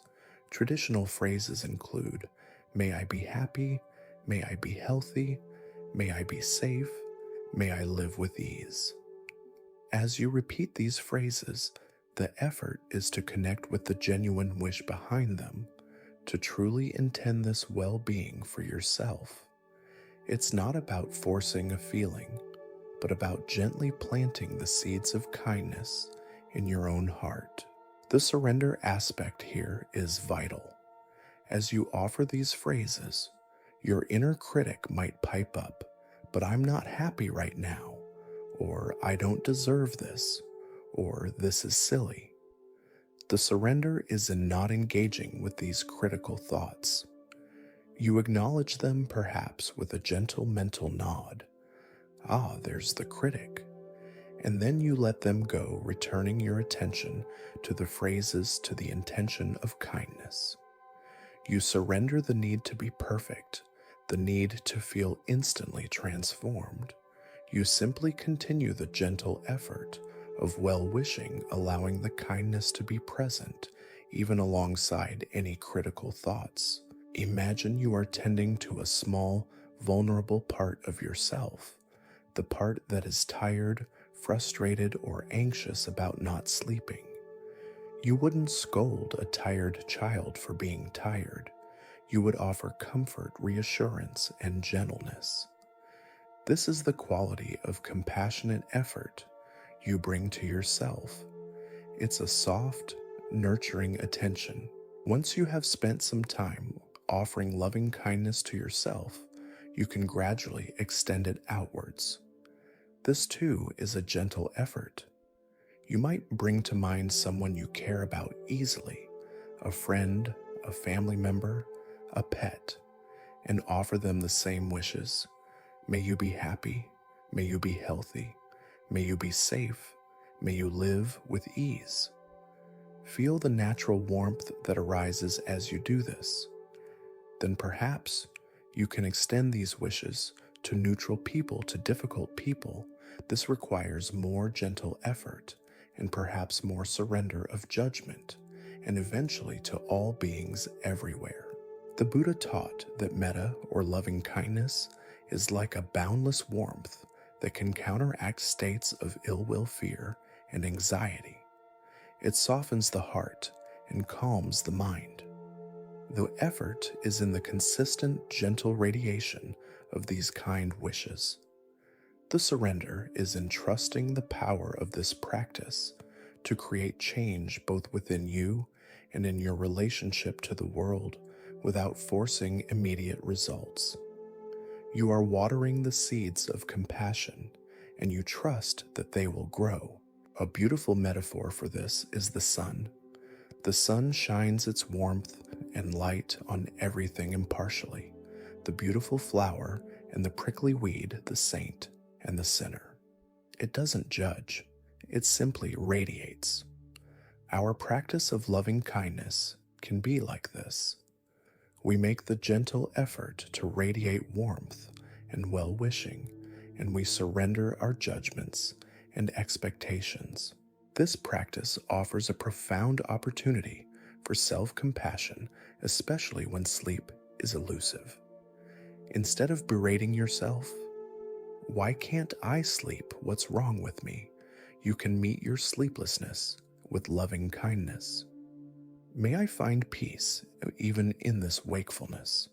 May I be patient with myself. May my body find the rest it needs when the time is right. This shift in inner dialogue from harshness to kindness can dramatically reduce the anxiety that often perpetuates sleeplessness. You are creating an inner environment of safety and acceptance rather than one of struggle and self-reproach. As you rest here in this garden of metta, continue this gentle work. Let the effort be soft, like a whisper. Let the surrender be complete, like letting go of a heavy weight. Feel the warmth of loving kindness permeate your being, soothing any frayed nerves, calming any inner turbulence. This compassionate effort, balanced by the surrender of self-judgment, creates a profound sense of inner ease. It's like preparing the most comfortable, welcoming bed for your mind, inviting it to rest deeply and peacefully. When the heart is at ease, filled with gentle kindness, sleep often follows as a natural welcome friend, leaving the warm embrace of the loving kindness garden where your heart softened and your spirit found a gentler way of being. The path now leads you to a vantage point that feels airy and high. Imagine yourself on a quiet mountaintop, or perhaps seated on a cloud looking down as other clouds drift lazily across a vast blue sky. Here you learn to relate to your thoughts in a new way as ephemeral phenomena like clouds passing by. The effort lies in cultivating non-attachment to these thoughts, and the surrender is in allowing their natural, unhindered flow, understanding they are not you, nor are they necessarily true or permanent. You settle comfortably, your gaze soft and unfocused on the imagined sky before you, or perhaps your eyes are gently closed and the sky is the inner space of your mind. You've touched on this before, the idea of thoughts as passing clouds, but here you delve deeper into this specific practice as a means to profound mental calm, essential for sleep. The core teaching is that we are not our thoughts. Thoughts are mental events that arise and pass away. We often identify so strongly with our thoughts, believing them to be absolute truths or essential parts of who we are, that we get caught up in their narratives, especially if they are worrisome or agitating. This identification fuels restlessness. The practice here is to create a little space between yourself, the observer, the awareness, and the thoughts themselves. The effort is one of gentle, consistent disidentification. When a thought arises in your mind, perhaps a worry about tomorrow, a replay of a past event, or even a judgment about your inability to sleep, the first step of the effort is simply to recognize it as a thought. A thought about work, or there's a planning thought, or a critical thought has appeared. You label it not to analyze it, but to acknowledge its nature as a mental event distinct from you. Then the effort continues as you consciously choose not to engage with it, not to follow it down its usual rabbit hole. Imagine each thought is a cloud. Some are small and wispy, passing quickly. Others are large and dark, moving more slowly. Your job is not to grab onto the clouds, nor to try and push them away or change their shape. Your job is simply to watch them drift by. This requires a gentle but firm intention, the effort of non-engagement. The surrender aspect is in allowing the thoughts to have their own life, their own momentum, without your interference. You surrender the need to control your thoughts, to stop them, or to make them be only positive or peaceful. The sky doesn't try to control the clouds. It simply provides the vast open space in which they can appear and disappear. Your awareness can be like that sky. You trust that thoughts by their very nature are impermanent. They will arise and they will pass if you don't cling to them. Consider a busy train station. People's thoughts are constantly arriving and departing. If you try to talk to everyone, get involved in everyone's journey, or stop people from leaving, you will quickly become exhausted and overwhelmed.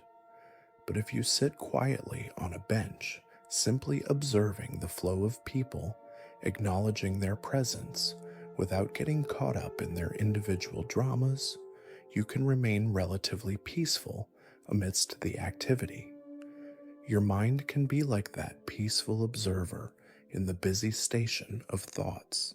A story often told in mindfulness circles is that of a monk who was pestered by persistent negative thoughts during meditation.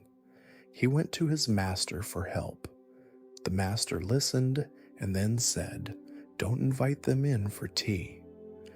This simple advice highlights the effort of non-engagement.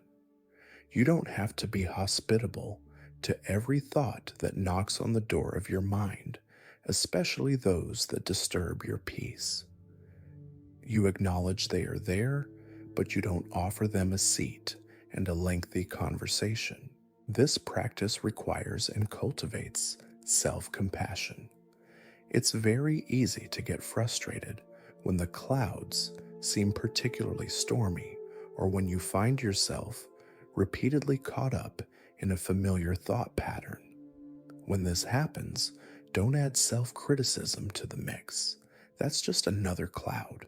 Simply acknowledge, I got caught up in that thought again. Okay. And then gently bring your awareness back to your sky-like watching. Each time you do this, you are strengthening your ability to disidentify and to allow. This perspective on thoughts is incredibly liberating, especially when trying to sleep. Often it's the engagement with anxious or planning thoughts that keeps us awake. If you can learn to see them as just weather patterns in the mind, rather than urgent messages you must act upon or problems you must solve right now, their power to disturb you diminishes significantly.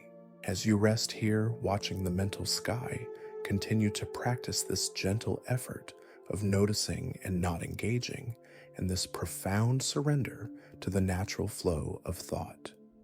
You might even silently label them worrying, planning, remembering, judging. Let them drift. Feel the spaciousness that opens up when you are not entangled. This doesn't mean your mind will become completely blank. That's rarely the experience. But the thoughts will have less stickiness, less charge. They become like distant clouds rather than an oppressive fog.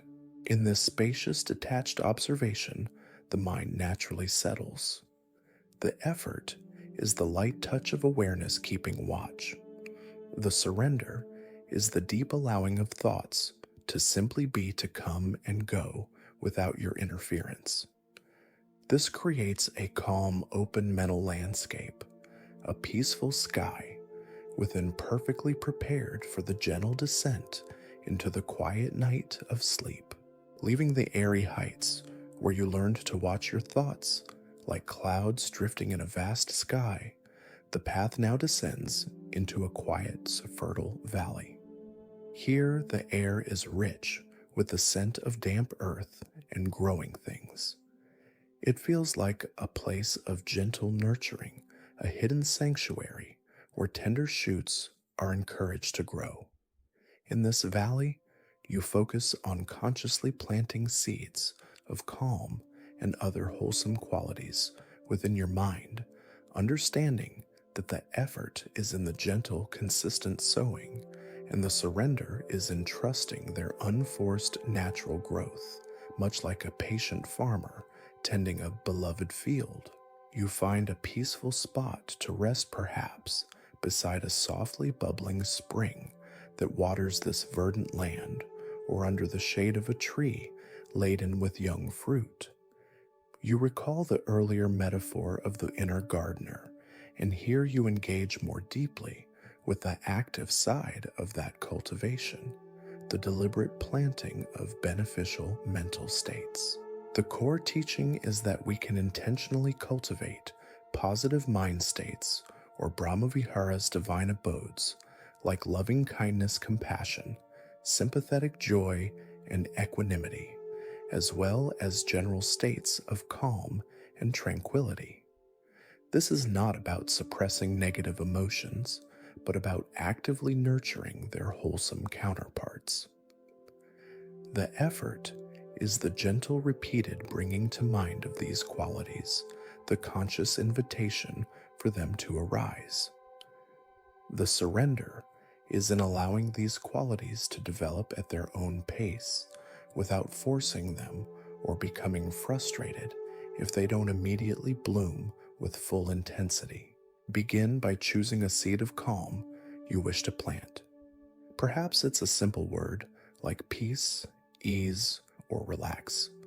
Or it might be an image, a still lake, a quiet forest, a sleeping child. The effort now is to gently hold this word or image in your awareness. Let it be a soft anchor for your mind. When your attention wanders, as it naturally will, the effort is to gently bring it back to your chosen seed. This is like carefully placing a seed in prepared soil. As you hold this seed in your mind, try to embody the quality it represents. If your word is peace, invite a feeling of peace into your body. Let your shoulders soften, your breath deepen slightly. If your image is a still lake, allow your mind to become as still and reflective as that lake. This isn't about fabricating an intense emotion, but about subtly attuning yourself to the chosen quality, creating a welcoming environment for it. The surrender component is crucial here. You plant the seed, you provide the gentle attention, like sunlight and water, but you cannot force the sprout to emerge or the flower to bloom on command. You must trust the process of inner cultivation. Some seeds take longer to germinate than others. Some days, the soil of your mind might feel more fertile, other days more resistant. The practice is to continue the gentle sowing, the gentle nurturing with patience, and without attachment to immediate dramatic results. Consider the story of a farmer who, after planting his seeds, became impatient and went out every day to pull on the young shoots, trying to make them grow faster. Of course, this only damaged the plants. Our wholesome qualities grow best with gentle, consistent encouragement, not with forceful manipulation. So you offer the intention for calm, you plant the seed of peace, and then you allow it to take root and grow in its own natural way. This is a moment for deep self-compassion. If you try to plant a seed of calm and instead a flurry of anxious thoughts arises, don't despair or judge yourself harshly. This is simply the weather of the mind. Acknowledge the anxious thoughts. Perhaps they are old weeds trying to reassert themselves, and then gently, kindly return to your chosen seed. It's okay. Let me just return to peace now. The act of returning with kindness is itself a cultivation of a wholesome state. You can also plant seeds of other beneficial qualities. If you are feeling restless, you might plant a seed of patience. If you are feeling self-critical, plant a seed of self-acceptance or kindness. The effort is in choosing the seed appropriate for your current inner landscape and giving it your gentle, focused attention. The surrender is in trusting that even a small seed consistently nurtured can grow into a strong and beautiful plant. Imagine you are slowly, carefully dropping these seeds into the soft earth of your heart-mind. Each time you return your attention to your chosen quality, you are watering that seed. Each moment of gentle focus is like a ray of sunshine. You are not trying to fill your mind with frantic activity, but to subtly shift its balance towards these more peaceful, nourishing states.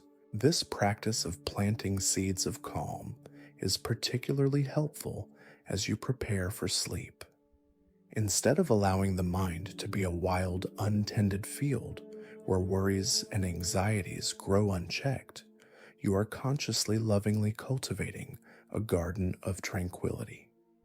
The effort is light, not strenuous. It's the effort of a gentle suggestion, a soft invitation. And the surrender is a deep trust in your own innate capacity for peace, knowing that these wholesome qualities are inherent within you, waiting to be awakened and nurtured. As you rest in this fertile valley, continue to plant your chosen seeds: peace, ease, calm, kindness, let go, trust. Allow these qualities to settle into you, to become a part of your inner atmosphere.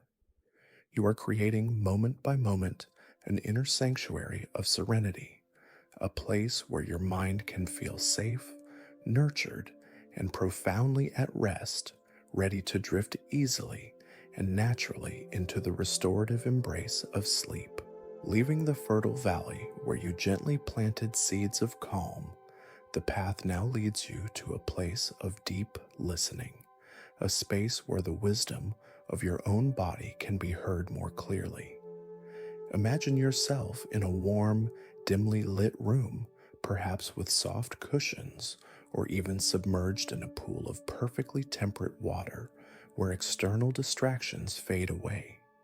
Here the effort becomes one of finely tuning your awareness to the subtle signals and inherent intelligence of your physical form, while the surrender is entrusting this innate wisdom and allowing your body to guide you towards rest. You settle into a position of complete comfort, allowing every muscle to feel supported, every limb to be at ease. For so much of our busy lives, we operate from the neck up, caught in the narratives and plans of our minds, often neglecting or overriding the quieter, more ancient wisdom held within our bodies. Tonight, you consciously shift your attention downwards into the felt sense of your physical being. The core teaching here is the importance of body awareness, Kayagata Sati, as a direct path to presence and peace. Your body is always in the present moment. It doesn't worry about the future or ruminate on the past in the same way the mind does. By anchoring your attention in the body, you naturally ground yourself in the now, which is essential for relaxation and sleep. The effort is to listen intently with curiosity and without judgment to what your body is communicating. The surrender is in honoring those messages and allowing your body's natural drive towards equilibrium and rest to take over. Begin by simply noticing the overall state of your body. Is it feeling tired, energized, heavy light, tense, relaxed? There's no right or wrong answer, just observation. The effort is in this gentle scanning, this open inquiry. Let your awareness sweep through your body like a soft, warm light, starting from the tips of your toes and slowly moving upwards through your feet, ankles, lower legs, knees, thighs, hips, abdomen, chest, back, shoulders, arms, hands, neck, and head. As your awareness touches each part, simply notice any sensations present: warmth, coolness, to tingling, pressure, tightness, ease. The surrender aspect comes in as you meet these sensations without trying to change them immediately or judge them. If you notice tension in your shoulders, for example, the first step is just to acknowledge it. There is tension in my shoulders. Instead of immediately trying to force it to relax, you first listen to it. What is this tension trying to tell you? Perhaps it's a residue of the day's stress, a habitual posture. By simply bringing your kind, accepting awareness to it, effort, you often find that the tension begins to soften on its own surrender. The body, when listened to, often knows how to release. Think of your body as an incredibly wise and ancient organism. It has intricate systems for maintaining balance, for healing, for rest, and rejuvenation. These systems work best when we don't interfere too much with our anxious minds. The effort is to get out of your body's way, to stop overriding its natural signals with mental chatter or forced actions. The surrender is to trust its inherent intelligence. When your body signals tiredness, the wise response is to prepare for rest, not to push through with more caffeine or stimulation. Consider the simple act of a yawn. A yawn is often a clear signal from the body that it's ready for rest, that it needs more oxygen, that it's beginning to downshift. How often do we suppress yawns or ignore them? The effort here is to notice these subtle cues. The surrender is to allow the yawn to welcome it as a friend guiding you towards sleep. Other signals might include heavy eyelids, a feeling of diffuse warmth, a general slowing down of thoughts. Learn to recognize and honor these somatic invitations to rest. This practice fosters a deep sense of self-compassion and embodiment. You are treating your body not as a machine to be controlled, but as a living, breathing process to be respected and cared for. When you listen to your body with this kind attention, you are fostering a more harmonious relationship with yourself. You begin to appreciate its incredible capacity for resilience and its constant striving for well-being. If you encounter discomfort or pain as you scan your body, the approach is similar. The effort is to meet the sensation with as much gentle, curious awareness as you can without tensing against it. The surrender is in allowing the sensation to be there for now without adding mental stories of fear or frustration. Often, when we soften our resistance to physical discomfort, its intensity can lessen, or at least our suffering around it decreases. Of course, persistent or severe pain should be addressed with appropriate medical care. This practice is about how we relate to sensations in the moment. As you lie here deeply attuned to your physical form, continue this dialogue of gentle listening, effort, and trusting allowance, surrender. Feel the weight of your body sinking into the support beneath it. Notice the rhythm of your breath, a bodily process that requires no conscious thought, yet sustains you. Allow your muscles to soften further with each exhale.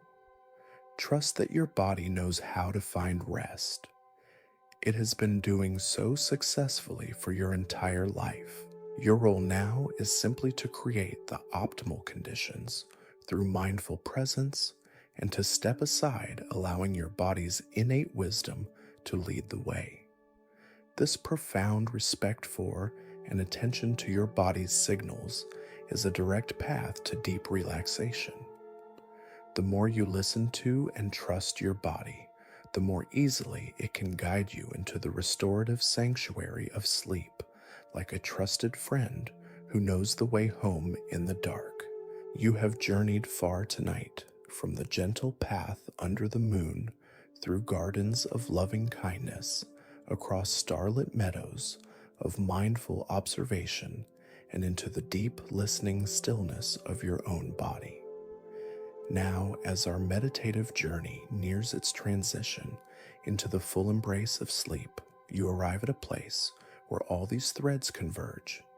Imagine yourself standing on the peaceful shore of a vast, calm ocean at twilight. The last light of day paints the sky in soft hues, and the water before you is still and inviting. Here you integrate the lessons of effort and surrender, understanding them as two wings of a great graceful bird, perfectly balanced, ready to carry you softly and effortlessly into the boundless sky of dream. You feel the cool sand beneath your feet, the gentle caress of the evening breeze on your skin.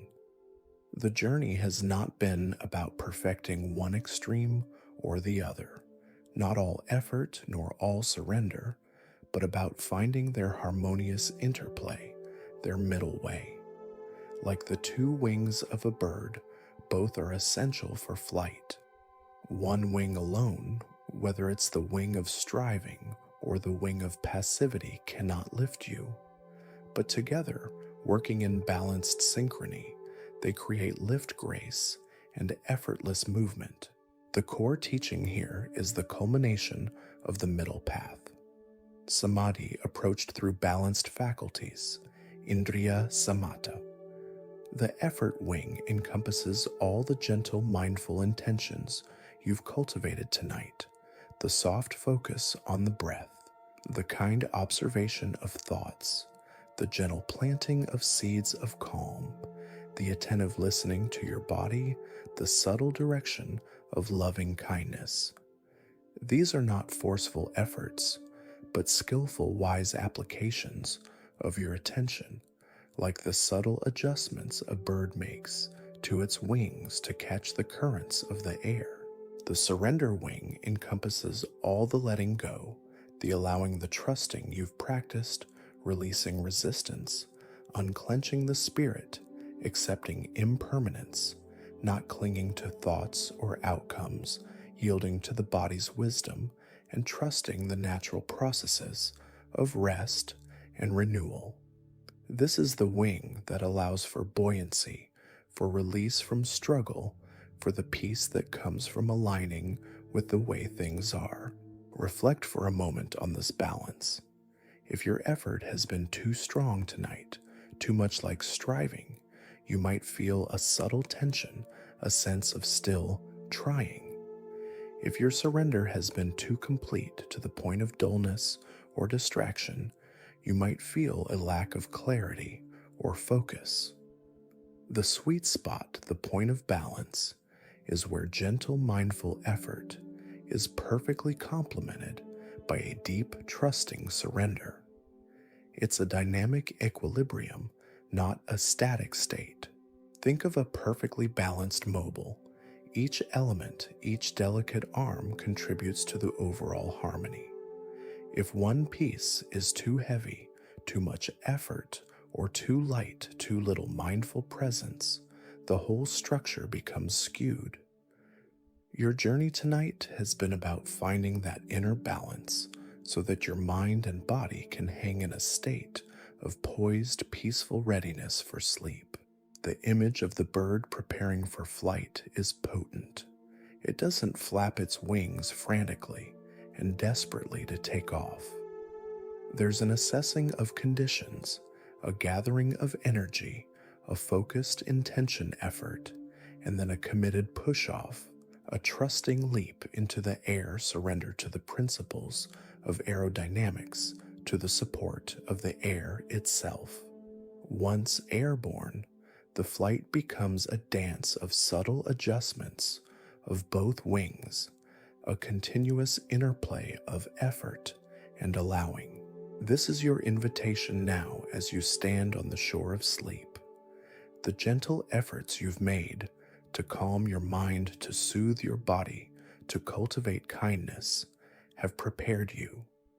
Now the profound surrender comes to the forefront. It's the surrender to the night, to the body's deep need for rest, to the unknown mystery of dreams. It's a letting go of the doer and an allowing of being. Feel the two wings within you, the wing of mindful presence, alert yet soft, the wing of peaceful release, open and trusting. Feel them in perfect equilibrium. There is nothing more to do, nothing more to fix, nothing more to strive for. You have cultivated the conditions for rest with gentle wisdom. Now you can allow the natural process of sleep to unfold. This is a final moment for deep self compassion. You have walked this path with patience and openness. Whatever your experience has been, it is perfectly valid. There is no pass or fail in this practice. There is only the gentle journey of discovery. Trust that the efforts you have made, however small they may seem, have planted valuable seeds. And trust that your capacity for surrender, for letting go into deep rest, is inherent within you. The vast ocean of sleep lies before you, calm and inviting. The two wings of wise effort and trusting surrender are poised. Allow them to carry you now. Let go of the shoreline of wakefulness. Drift, float, be carried into the deep restorative waters of the night. As the last light fades from the horizon and the stars begin to emerge with greater clarity in the deepening velvet sky, your awareness itself softens, diffuses like mist rising from the calm ocean surface. The gentle efforts of the night have been made, the path walked with mindful intention. Now all that remains is the profound, sweet surrender to the call of rest. There is no need to hold on to any particular thought, any specific sensation. Even the memory of the path you've journeyed can begin to dissolve like footprints washed away by a gentle tide. You are safe. You are supported. The universe holds you in its vast, quiet embrace. The two wings, effort and surrender, now fold gently their work done for this day. They have carried you to this threshold, this peaceful gateway. Allow your breath to be the softest whisper, a quiet rhythm lulling you deeper and deeper still. Feel the gentle pull of gravity, a comforting reassurance, drawing you down into profound rest. Every part of your being is invited to let go now. Let go of the day. Let go of tomorrow. Let go of any lingering concerns. There is only this moment, this peace, this quiet descent. Trust in the deep healing power of sleep. Trust in your body's innate wisdom to rejuvenate and restore. You are carried now effortlessly on the gentle currents of the night into the heart of tranquility. May your sleep be deep and nourishing. May you awaken refreshed with a heart at ease. Thank you for walking this path with me tonight. The journey inward is always worthwhile, always revealing.